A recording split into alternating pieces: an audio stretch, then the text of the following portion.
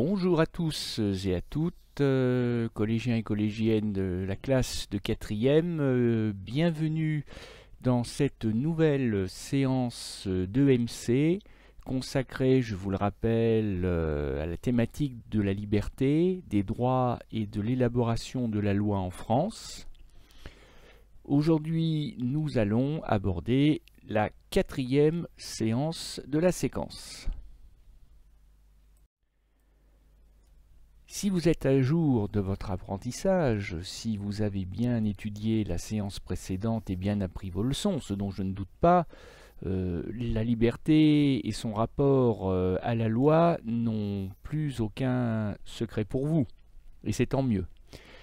Aujourd'hui, nous allons nous intéresser à l'élaboration de la loi, autrement dit, comment fait-on la loi en France, qui l'a fait.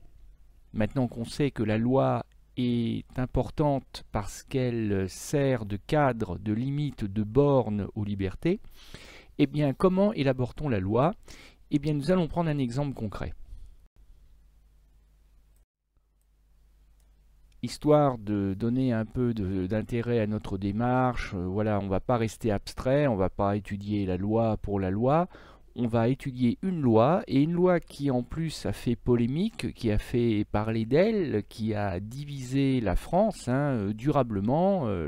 La société française s'est déchirée en deux camps à l'occasion du projet de loi dit du mariage pour tous, c'est-à-dire cette loi qui permet aux couples homosexuels, aussi bien hommes que femmes, les couples de lesbiennes, de pouvoir se marier à égalité de droit finalement avec les couples hétérosexuels en France.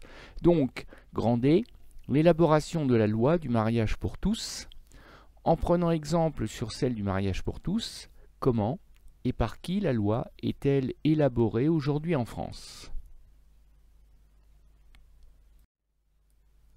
Alors il m'a paru intéressant de raisonner sur la situation des couples homosexuels qui désiraient se marier avant que la loi n'existe.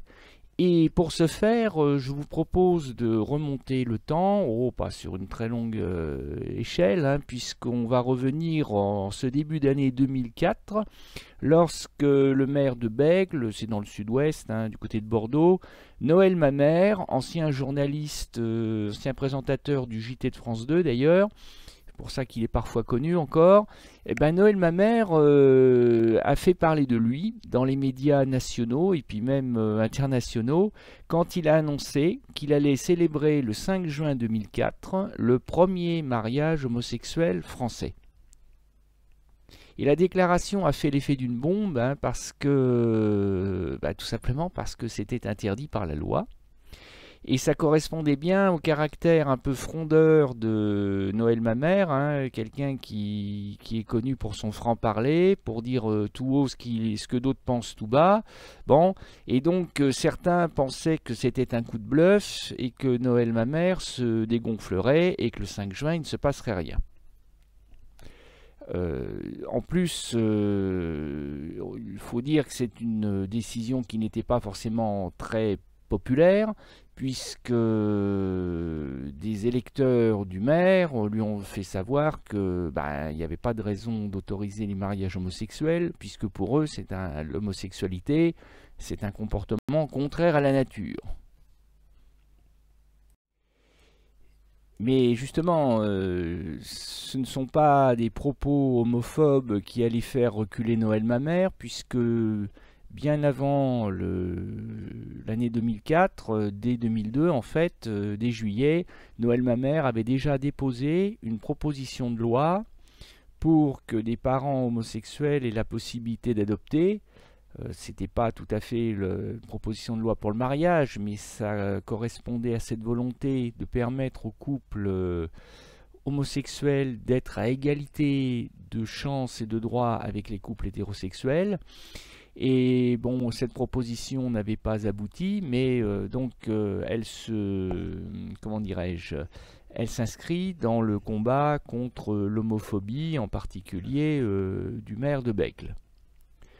Et le 25 mai 2004, il déclare dans le quotidien Sud-Ouest, le quotidien local, le rôle d'un politique n'est pas de se taire pour ne pas gêner, il faut créer le débat, j'en prends le risque et j'accepte le terme de provocateur.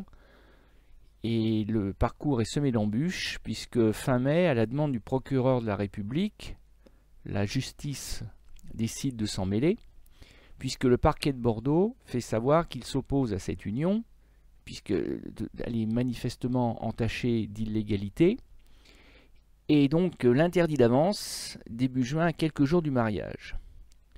Bon, Noël Mamère ne se laisse pas intimider, il ne cède pas, bien qu'il ait reçu 4000 lettres de menaces de gens à qui sa démarche ne plaisait évidemment pas. Et comme vous pouvez le voir sur la photographie, le jour du mariage, les CRS ont été déployés pour éviter des affrontements entre les pros et les anti-mariage homosexuels, parce que ça aurait très vite pu déraper. Parce que la question du mariage homosexuel est une de ces questions qui, dans cette France du début du XXIe siècle, est capable, encore une fois, de provoquer des levées de boucliers et de déchirer les Français en deux camps. Et donc, le samedi 5 juin 2004, sous un franc soleil, comme prévu, Noël Mamère célèbre très ému le premier mariage homosexuel en France. Et évidemment, il n'y a pas que les CRS et les invités du couple qui sont venus, il y a aussi toutes les télévisions de France et même du reste du monde, parce qu'ils se doutaient bien que là, on vivait un moment intéressant, on va dire, sur le plan médiatique, avec donc les sympathisants du mariage homosexuel d'un côté, les anti-mariages gays de l'autre, et les CRS entre les deux pour éviter les bagarres.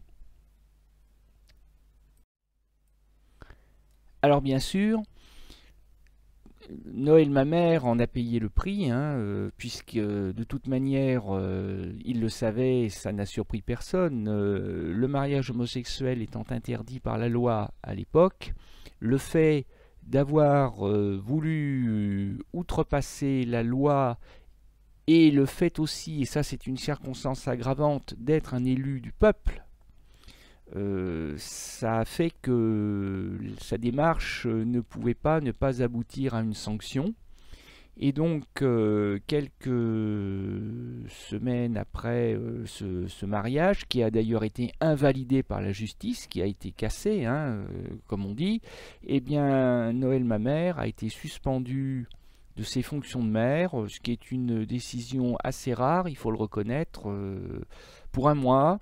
Bon, donc c'est une punition relativement modeste, on va dire, mais malgré tout, c'est une punition quand même, tout simplement parce que le maire de Bègles s'est mis de fait, et sciemment, volontairement, hors la loi, et qu'un élu de la nation ne peut évidemment pas donner le mauvais exemple et d'être hors la loi.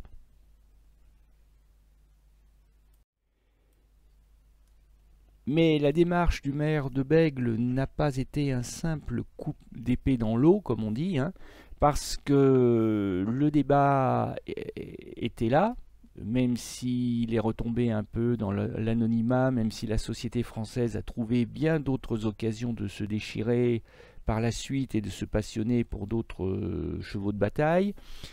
Et c'est en janvier 2012 que le candidat François Hollande, candidat à l'élection présidentielle, candidat du Parti socialiste, présente son programme, présente ses 60 engagements pour la France, sur lesquels il compte se faire élire, 60 promesses adressées aux Français au cas où il serait élu, et la 31e, donc en plein milieu de son programme, le 31e engagement prévoit qu'il fera voter le droit au mariage et à l'adoption pour les couples homosexuels, et il le fait savoir le plus vite possible.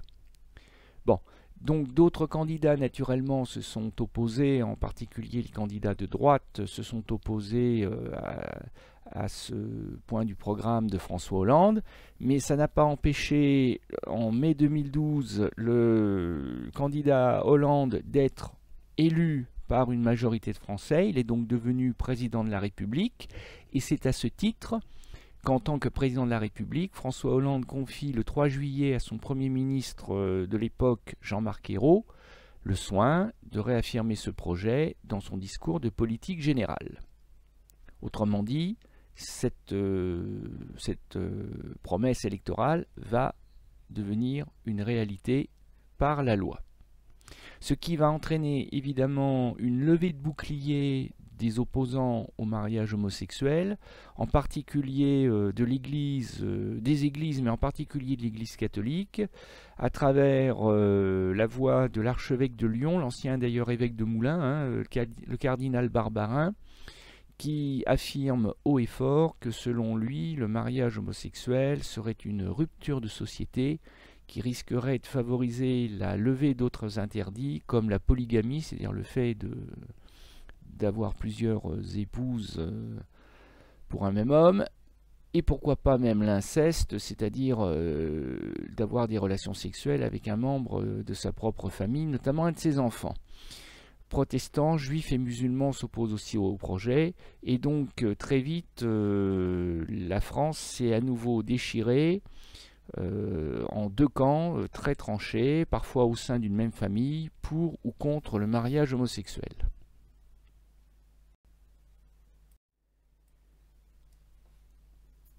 Alors naturellement, tout projet ou toute proposition de loi, je reviendrai sur la distinction entre les deux tout à l'heure, a besoin d'un soutien fort dans l'opinion publique pour influer sur l'opinion des gens qui sont chargés de voter la loi, c'est-à-dire les députés et les sénateurs. Donc chacun des deux camps va vouloir peser dans le débat, va vouloir multiplier les manifestations de force.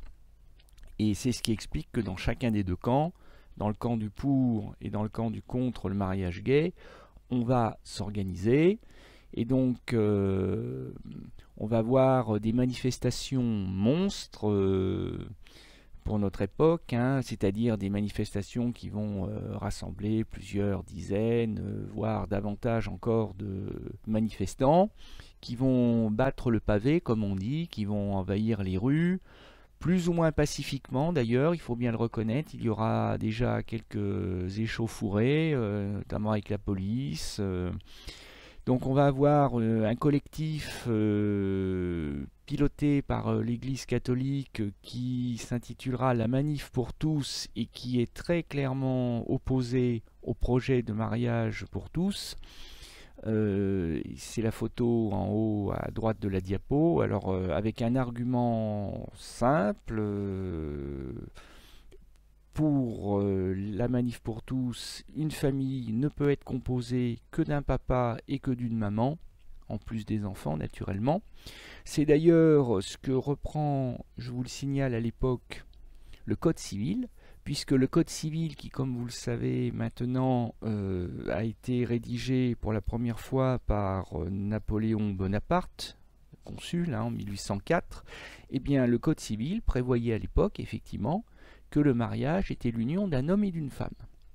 Donc les opposants au mariage homosexuel ont beau jeu de rappeler la loi à l'époque qui interdit le mariage homosexuel sans le dire, mais qui l'interdit puisque la loi réserve le droit au mariage uniquement aux couples hétérosexuels. Donc ça revient au même.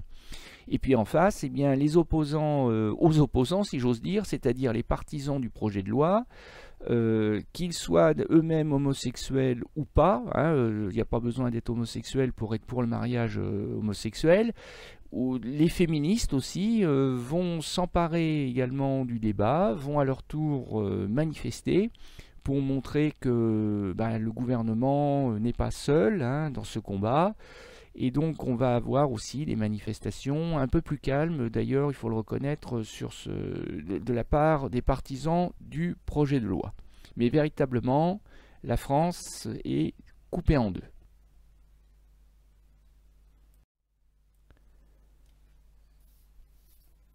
Je viens de vous présenter les différents enjeux de société autour du projet de loi.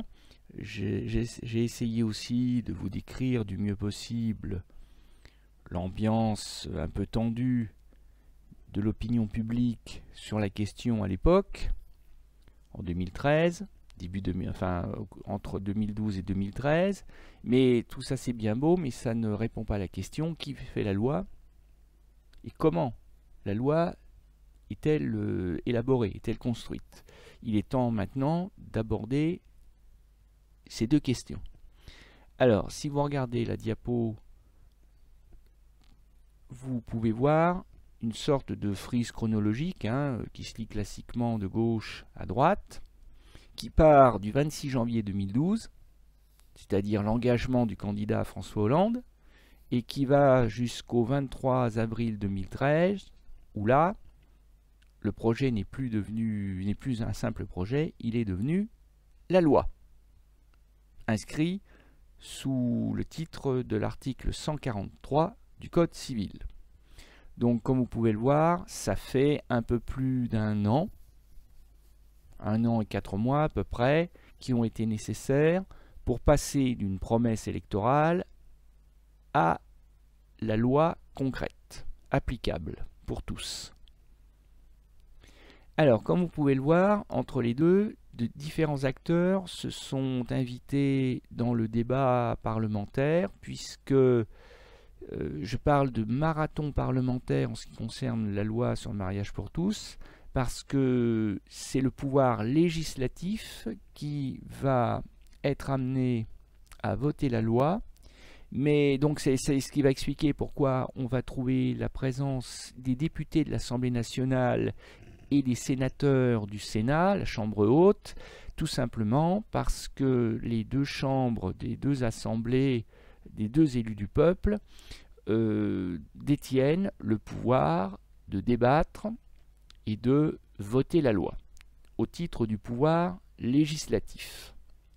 Mais, comme il s'agit d'un projet de loi, ce projet émane, comme on dit, ce projet émane du gouvernement, qui, en Conseil des ministres, a décidé d'adopter le projet de loi et de le transmettre à l'Assemblée nationale et au Sénat.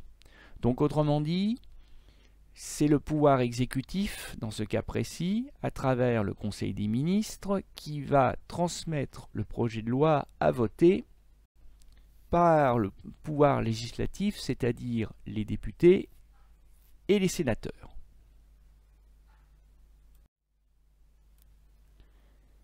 Alors, je passe les détails.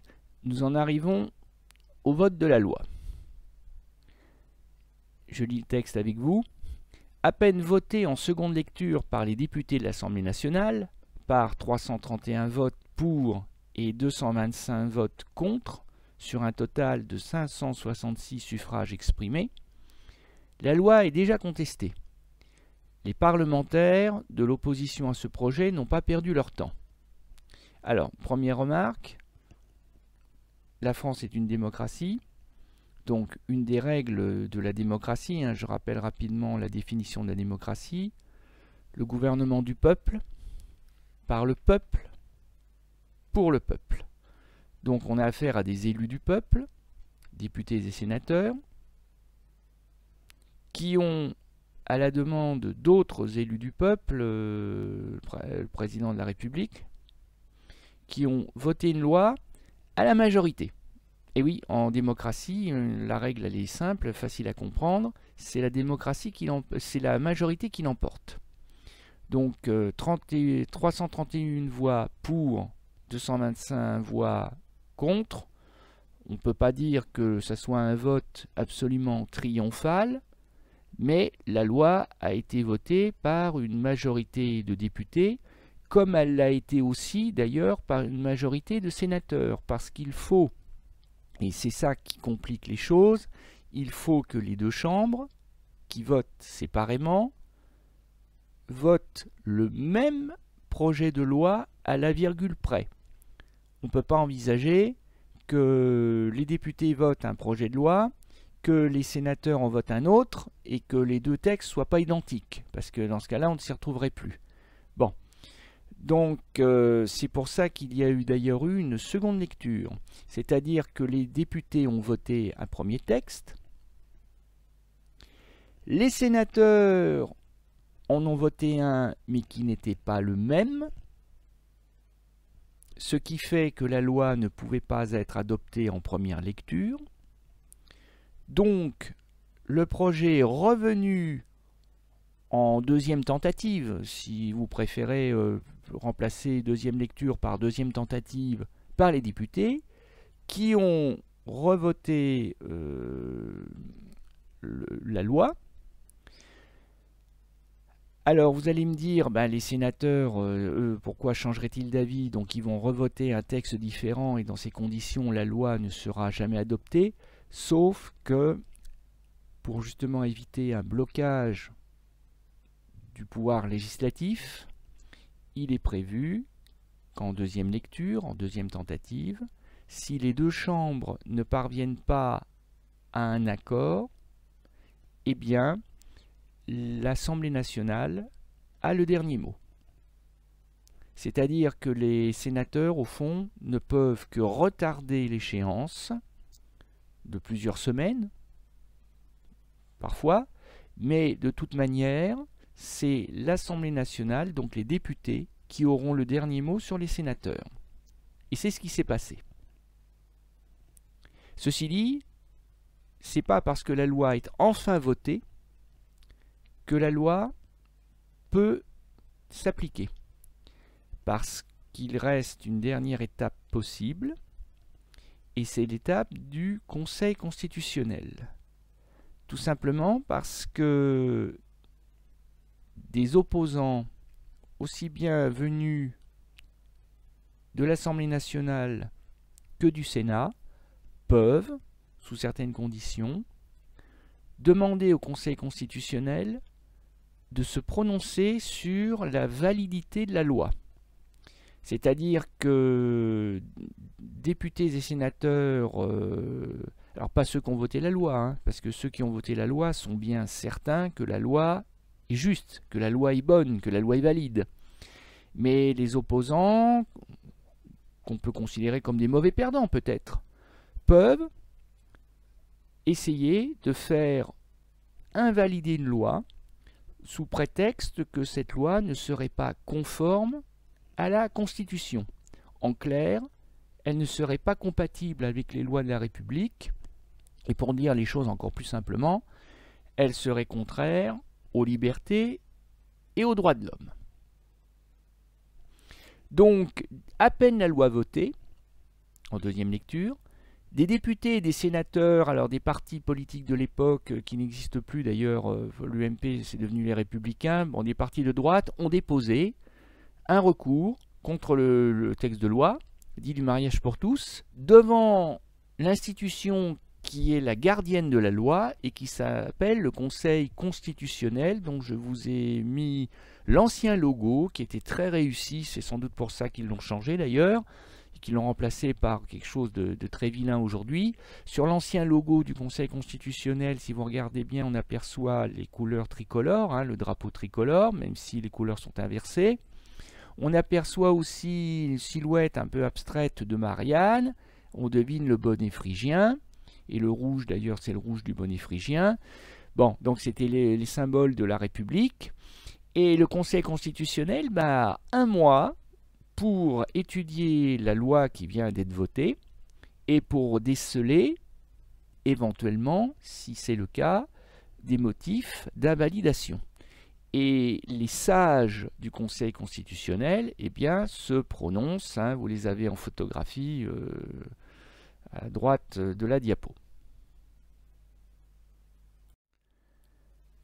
Alors, comme on pouvait s'y attendre, la loi n'a pas été invalidée par le Conseil constitutionnel. Je dis qu'on pouvait s'y attendre parce que cette loi dite du mariage pour tous, elle a été bâtie sur le principe du droit de tous, donc y compris des homosexuels, à l'égalité devant le mariage. Donc on ne voit pas bien comment les sages du Conseil constitutionnel auraient pu trouver qu'une loi qui défendait l'égalité de tous pouvait être contraire au principe d'égalité. Bon, donc là encore, ce recours devant le Conseil constitutionnel, c'était une démarche un peu désespérée pour retarder l'entrée en vigueur de la loi. Rien de plus. Et bon, et c'est ce qu'avait bien compris d'ailleurs la ministre de la Justice, garde des Sceaux, qui s'appelle Christiane Taubira, qui est à gauche sur la diapo, et qui a eu la lourde charge de défendre becs et ongles le projet de loi du gouvernement, puisque c'est elle, en tant que ministre de la Justice, qui s'est chargée de faire voter par les députés et les sénateurs son projet de loi. C'est pour ça qu'on appelle la loi sur le mariage pour tous, on l'appelle aussi la loi Taubira parfois. Et une fois que le Conseil constitutionnel a validé la loi, eh bien désormais, plus rien ne peut l'empêcher d'entrer en application, sachant que le président de la République, chef du pouvoir exécutif, possède 10 jours ouvrés, c'est-à-dire sans les week-ends, les jours fériés, à 10 jours pour promulguer la loi après validation des sages. Alors promulguer la loi, c'est pas très compliqué. Pour un président de la République, il lui suffit d'avoir un stylo et de signer la loi. Il la signe au nom du peuple français.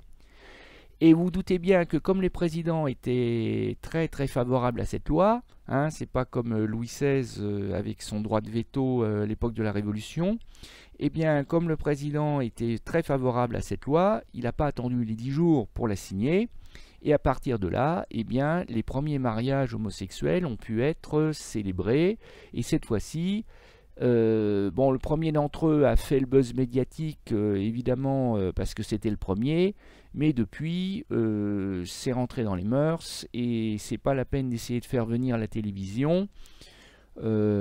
C'est rentré dans les mœurs, et donc ça passe maintenant totalement inaperçu.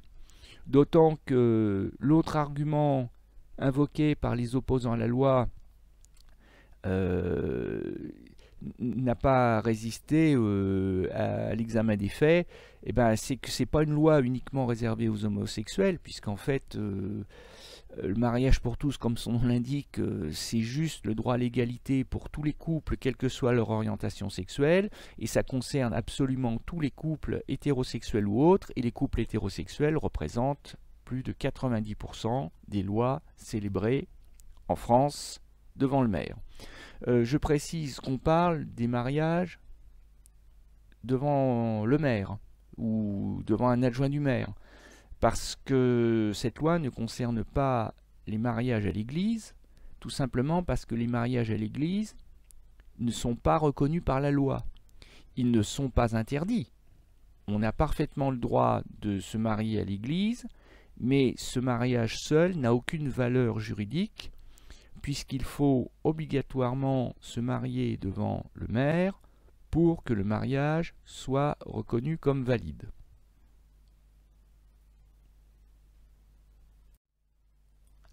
Alors, si on reprend, et là on arrive, rassurez-vous, à la fin de la séance, si on reprend le parcours de la loi, tout à l'heure je parlais de parcours, je parlais de marathon parlementaire, mais j'aurais pu parler de parcours du combattant pour la loi dite du mariage pour tous, parce que c'est une loi qui, encore une fois, c'est pas faite voter très simplement. Alors, ne prenez pas peur, le schéma que vous avez sous les yeux, c'est vrai qu'à première vue, il peut apparaître extrêmement compliqué, avec des flèches qui partent dans tous les sens, c'est vrai, mais suivez bien l'explication, vous allez voir que il se comprend, enfin, du moins j'espère. Comme vous pouvez le voir, dans la légende, on va mettre des couleurs. Je fais apparaître les 3 pouvoirs chers aux philosophes des Lumières, chers en particulier à Montesquieu, les 3 pouvoirs qui existent dans un État, c'est-à-dire le pouvoir exécutif, le pouvoir législatif, et puis, même si je ne l'ai pas présenté ainsi, le Conseil constitutionnel possède le pouvoir de justice, le pouvoir judiciaire.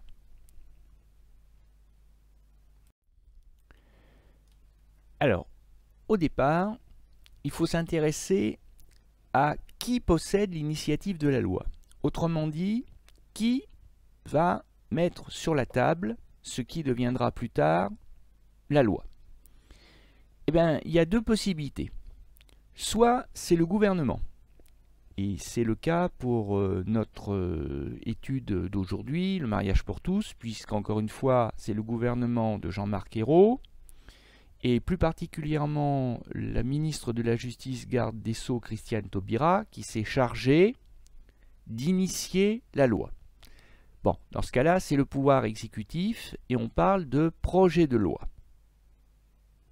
Mais la loi peut aussi être proposée par un parlementaire, c'est-à-dire un membre du pouvoir législatif, soit un député, soit un sénateur.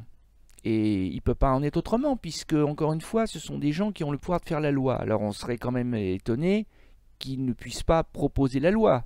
Ils ne peuvent pas se contenter que de la voter.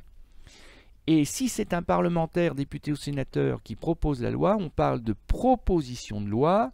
Alors vous allez me dire, bah, projet de loi, proposition de loi, bah, c'est la même chose, quoi, on joue sur les mots.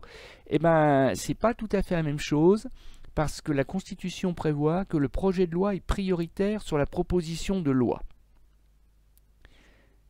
Et ça a son importance, ce caractère prioritaire, quand on sait que c'est le gouvernement, autrement dit le pouvoir exécutif, qui fixe l'agenda du Parlement. Autrement dit, c'est le pouvoir exécutif qui dit au pouvoir législatif quels sont les textes qu'il va avoir à voter au cours de l'année parlementaire qui va venir. Et donc ça veut dire qu'un projet de loi est prioritaire sur toutes les propositions du Parlement. Donc ça veut dire que, parce que le mariage pour tous est un projet de loi, il est tout en haut de la liste. Ça veut dire qu'il sera voté, si le Parlement est d'accord, qu'il sera voté rapidement. Si ça n'était qu'une proposition de loi, eh bien, il se pourrait que la proposition ne soit pas étudiée, tout simplement par manque de temps.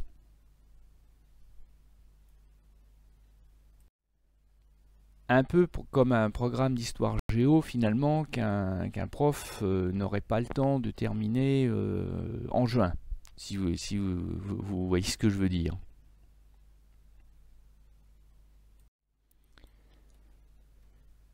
Le gouvernement n'a pas le pouvoir de voter la loi, puisque le gouvernement c'est le pouvoir exécutif et que le vote de la loi, ça relève du pouvoir législatif. Donc le gouvernement va transmettre le projet de loi au Parlement, c'est-à-dire aux deux chambres, à l'une ou à l'autre, c'est comme il le veut, soit d'abord à l'Assemblée nationale, soit au Sénat, et ensuite chacune des deux chambres vote le texte, le modifie, le réécrit, on parle d'amendement dans ces cas-là, avant de le transmettre à l'autre chambre pour que l'autre chambre fasse le même travail, ce qu'on appelle le travail parlementaire. Et le texte, le projet de loi, va donc faire la navette, il va passer d'une chambre à l'autre. Et si jamais les deux chambres tombent d'accord, ça arrive, hein, si les deux chambres, surtout si les majorités des deux chambres sont du même bord politique, si les deux chambres tombent d'accord dès la première lecture, eh bien la loi est votée. Et on n'en parle plus.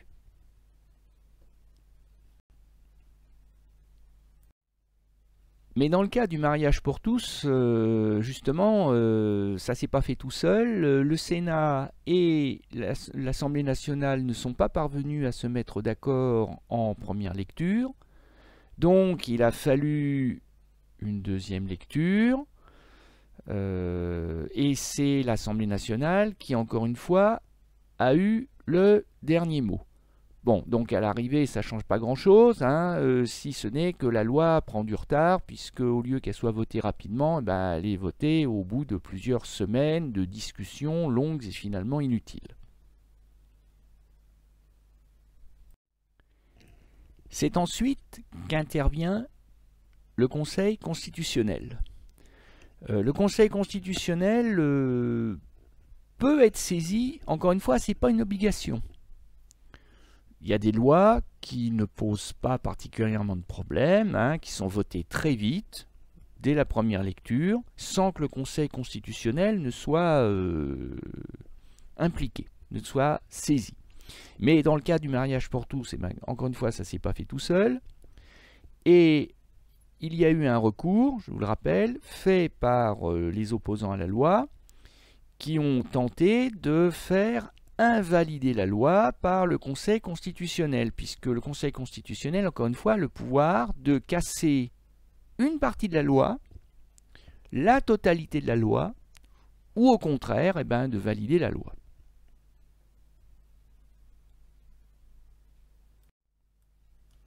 Et une fois que le Conseil constitutionnel s'est prononcé, eh bien là, il n'y a plus de recours possible, hein, parce que sinon, les lois ne verraient jamais le jour. Le Conseil constitutionnel a le dernier mot sur tout le monde. La loi est donc transmise automatiquement au président de la République, qui, encore une fois, a 10 jours pour ratifier, oui, c'est aussi le terme qu'on emploie, ratifier ou promulguer, c'est-à-dire signer. La loi est promulguée, elle est publiée au journal officiel de la République française. Alors c'est un journal que vous ne trouverez pas en kiosque entre la montagne et l'équipe, hein. C'est un journal, effectivement, mais comment dirais-je, c'est pas le Canard du coin. Mais l'un des principes du droit français veut que la loi soit connue de tous. Et pour que la loi soit connue de tous, il faut qu'elle soit écrite, il faut qu'elle soit publiée, elle est au journal officiel qui est consultable sur Internet en particulier, que l'on peut consulter aussi dans toutes les administrations. Et le journal officiel dit la loi.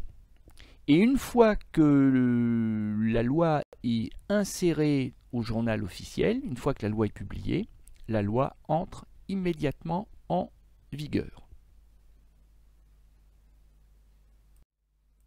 Il nous reste un dernier point à aborder, toujours en ce qui concerne la loi sur le mariage pour tous.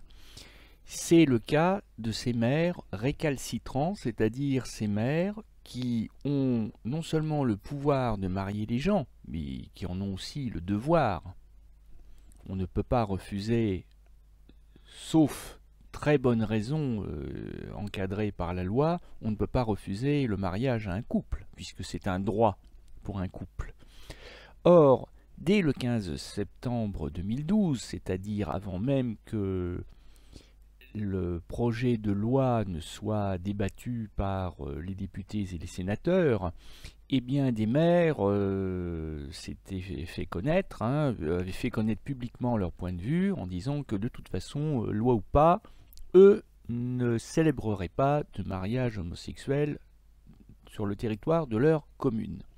C'est-à-dire qu'ils adressaient une sorte de bras d'honneur à la loi en disant que la loi, ils ne l'appliqueraient pas. Bon, ça c'était une attitude de bravade, que des mots jetés en l'air, mais il a pu arriver concrètement que des maires ou des adjoints au maire refusent malgré tout de célébrer des mariages homosexuels une fois la loi votée.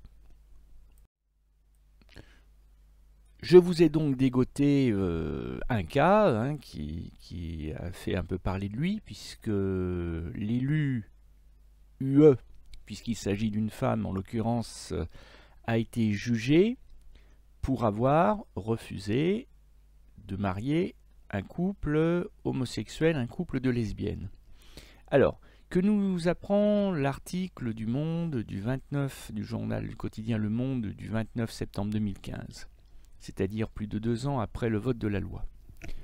Le tribunal correctionnel de Marseille a condamné à 5 mois de prison avec sursis une élue socialiste marseillaise qui, par conviction religieuse, avait refusé de marier un couple de femmes.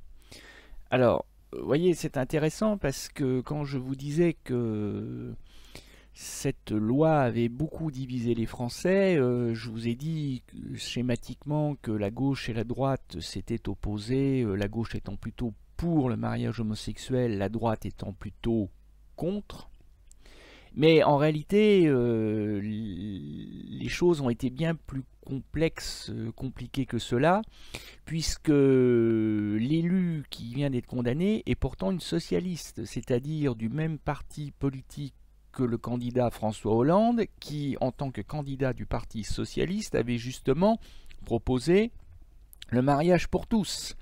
Donc on voit qu'en réalité, la séparation gauche-droite n'est pas si caricaturale, n'est pas si hermétique que cela, et que en fait c'est chacun qui, de par ses croyances religieuses ou pas, de par son empathie pour les homosexuels ou pas, en fonction de son parcours personnel, de ses idées, sa philosophie personnelle, s'est prononcé pour ou contre. Et donc là, en l'occurrence, elle a refusé de marier un couple homosexuel, et le parquet de Marseille, c'est-à-dire les juges chargés d'instruire l'affaire, ont estimé qu'il s'agissait d'une affaire classique de discrimination homophobe, relevant que 17 500 mariages homosexuels avaient été célébrés depuis l'entrée en vigueur de la loi, et que donc la loi était acceptée par l'écrasante majorité des élus de la nation, comme ça doit être le cas. La loi, c'est la loi. Nul n'est au-dessus de la loi, puisque la loi est la même pour tous, qu'elle protège ou qu'elle punisse. Je vous le rappelle, article 6 de la Déclaration des droits de l'homme et du citoyen. Je vous renvoie à la séance précédente, si ça vous rappelle pas grand-chose. Et le caractère aggravant de la chose, c'est que non seulement on a affaire à une citoyenne qui refuse d'appliquer la loi, qui, je vous le rappelle, est faite dans l'intérêt de tous, ou du moins du plus grand nombre, mais qui en plus, et c'est là que réside la circonstance aggravante, est une élue, c'est-à-dire une représentante du peuple. Or la loi s'applique de par la volonté du peuple. Donc il est impensable qu'une élue, ou qu'un élu d'ailleurs, peu importe, puisse s'opposer frontalement à la loi, qui, je vous le rappelle, est l'expression de la volonté générale. Là encore, référence à la Déclaration des droits de l'homme et du citoyen de 1789. C'est pour ça que le tribunal s'est montré sévère dans son jugement, parce qu'il est impératif qu'aucun citoyen, quel que soit notamment son âge, son handicap, ses opinions politiques et son orientation ou identité sexuelle, ne doute ou n'ait à douter de la neutralité du service public et de la loyauté républicaine des élus et fonctionnaires. Autrement dit, les élus, parce qu'ils sont élus, se doivent de montrer l'exemple, et montrer l'exemple, c'est respecter et appliquer la loi, quand bien même, dans son fort intérieur, on est en désaccord avec la loi. On n'est pas obligé d'être d'accord avec toutes les lois. Bien sûr que moi, que vous, à titre personnel, on peut avoir des réticences, on n'est pas obligé d'être d'accord sur tout, mais la loi s'implique à tous, donc elle s'implique à moi, elle s'applique à vous individuellement aussi. C'est ça qu'il faut retenir. L'obéissance à la loi, c'est une des conditions du vivre ensemble. Voilà, nous sommes arrivés au terme de notre parcours, donc il ne nous reste plus qu'à découvrir ensemble le texte de la leçon qui s'intitule « L'élaboration de la loi en France ». Donc je vous en donne lecture et je vous invite à l'apprendre bien soigneusement comme les autres. À l'image de la loi sur le mariage pour tous de 2013, les projets de loi porteurs d'enjeux majeurs de société font l'objet de débats démocratiques parfois virulents. Violents si vous préférez.